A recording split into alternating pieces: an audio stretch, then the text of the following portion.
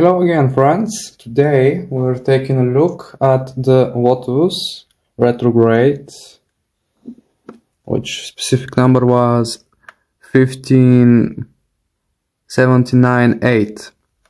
I know this one is a bit more scratched and not the perfect one for review, but still I wanted to show you if you found one second hand or you just was interested in the model and wanted to have a better look, and that's what I'm here to provide you with.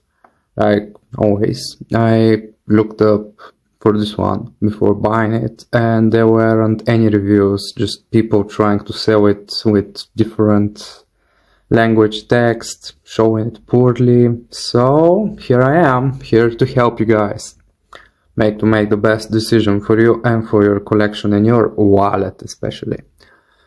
What we are having here is this Lotus Retrograde multifunction, which has more functions, if I can say that, than the usual watch. Lotus is an interesting brand. It's a Swiss brand, but actually the movement inside is Japanese. Interesting part of this is Lotus is part of Festina. So probably Festina might have probably the same one with the branding or similar one with just different name. This line is a bit old, so it could be a bit harder to find, and there are some color variations. What's interesting about it is the inner circle.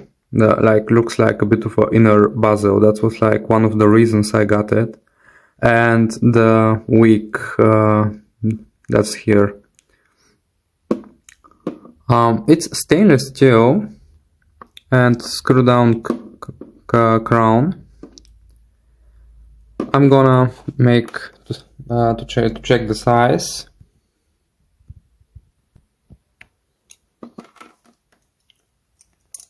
So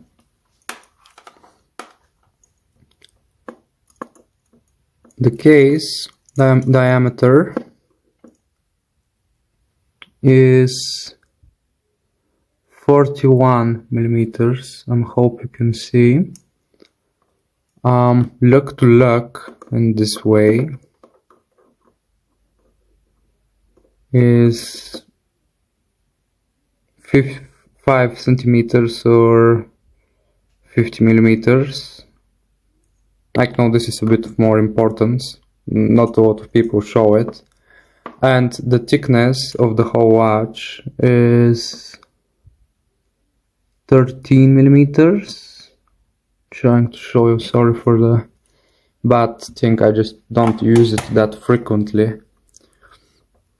Which make the watch good for the size. The hand doesn't have, there isn't a lot of lume actually. They are just plain silver hands without a lot going on them. The second hand is red with the 24, the number on the 24 hours set dial in red too, and the Saturday and Sunday on the week scale. The watch looks, at least for me, very good. It can be like for everyday use or like more official clothing, formal. The lugs, the lugs are a bit slightly curved, which help to go to the hand. Original band looks like that. It's just leather, alligator way of strap, but this isn't the original one, so don't get the wrong presumption about it. The watch is like very old. I think I'm not the first owner and that's why it's that much scratch. I usually keep my watches there more. Actually, when we get to this point, like always, and like every watch YouTuber, I have to show what I have on my wrist. And today I'm sporting the old Casio G-Shock DW56000, and just great as always. I love this guy. I'm not making reviews of the ones that are more popular because they are all around and you don't need my help for it. Let's look at the case back. The watch is all stainless steel. It has it all stainless steel, 5 meters of water resistance, and the number, and that the design is original to them, to Lotus. It's a bit more scratched, I'm sorry for it, but you know. Interesting fact is, like, this is a real screw down back. I know some watches doesn't have for real now, especially Chinese ones, but this one is actually a real one. The crown is screwed down too, which I think makes the water resistance even better. It's a signed one, it has this little logo, which I think looks pretty good. The screwing isn't too small or too big, I don't know how to understand, but some people comment on them, and you can have a look for yourself and make the decision on your own. Actually, every time I screw it up, it's always the logo in this way, which is very interesting. Not a lot of watches have that. It's like they calculated it perfectly, which makes this watch, you know, like Swiss one. Before going into hands, I was going to say one, like a criticism from me, which I found about this one, is like, you can see how the indicals are silver, you know, a little more shiny and everything, but the outer dial, the outer, I don't know, like inside bezel, like some dive watches have, that's usable, but here isn't, are like just printed over, and just, I think it ruins it for me, just makes it worse in a way, and that I really don't like.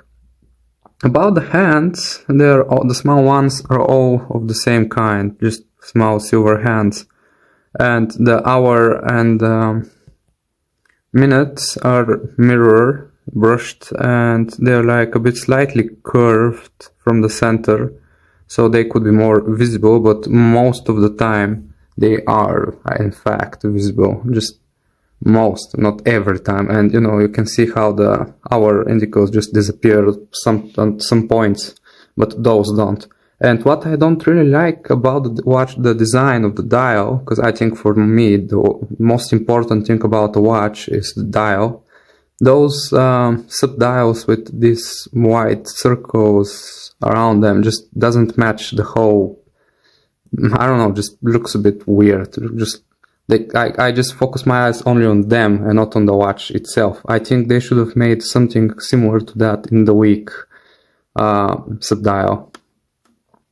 So I screwed up the crown earlier.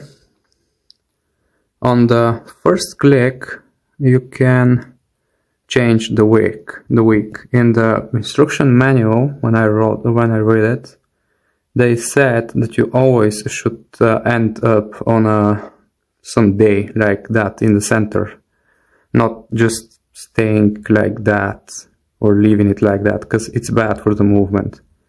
Oh, let's say I will put it on this one or on this one, and on the other direction I'm moving the month sub-dial. Hope you can see it. The action is alright, the crown, it's a bit moving, but I'm not sure if that's because of the watch itself or just how it is made. The hands move on the last push. Now you can see how the second hand stopped. Actually, about the second hand, it isn't always going through the track every time, like I wish it was like, I mean, not perfectly going through it. The hands move alright, I think. There isn't a lot of movement in the crown, so I think that's alright.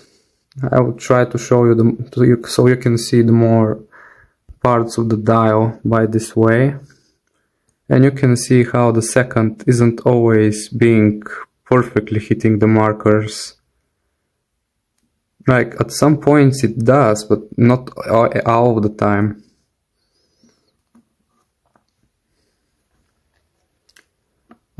Let me show you the loom now. The loom itself isn't very strong or long lasting, but it's only just on the minute and the hour hand.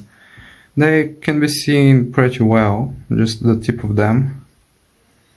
So it's functional, just nothing that, you know, interesting or big of a deal, but still does the job. And that's how it looks like on my 7-inch wrist. I think it fits well, but I'm not sure if it feels that or well on guys with smaller wrists. Like, I have the luck to have a big enough wrist to hold more watches and to fit me properly, but you can see how the lugs are almost at the end of my wrist, like on the corners. I'm trying to show it by this way. Sorry for my hairy manly arm. And the crown isn't going in the way, so I think this watch is great for the quality, and if you find it on a good price like I did, like it, you should get it. Like, it's interesting combination of design, and it's not homage to anything. It's just an original view of someone, and it's quite practical too. For the most part, interesting way of describing and just view how the past of the time. If you liked my video, I would be really grateful if you subscribe and like for it. I will have more reviews with time, but your help would be really appreciated.